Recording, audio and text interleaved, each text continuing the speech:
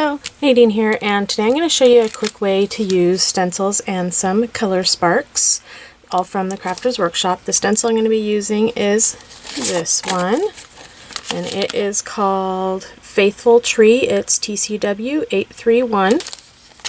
So that is a stencil, and then I'm going to be using some different colors of ColorSparx. The first thing I'm going to do, I want to add some color to the background. This is watercolor paper.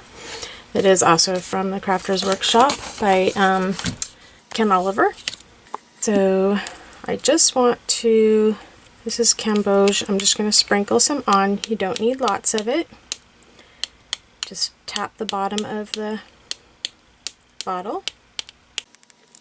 And then I'm going to use some orange.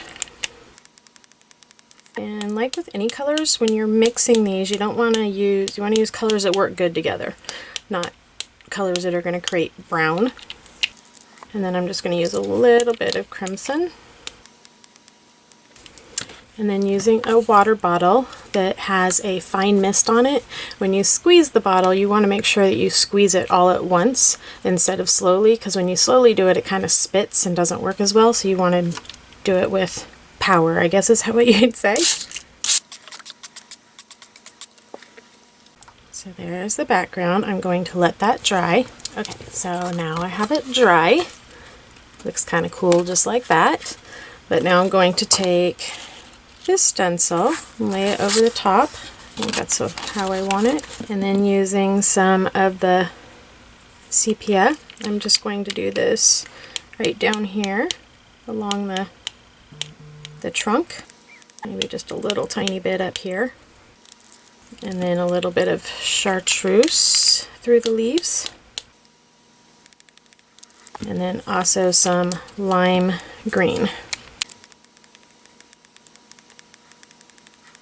And then I'm going to spray it again. And the one thing you need to remember is that spraying them each time you get them wet, it does reactivate them. So it will reactivate the color underneath.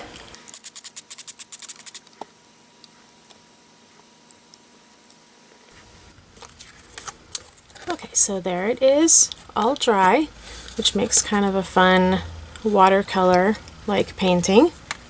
If you want to give it more definition, you can lay the stencil back down over it. And now I'm just going to use a white Jelly Roll pen and trace over, or trace around all of them.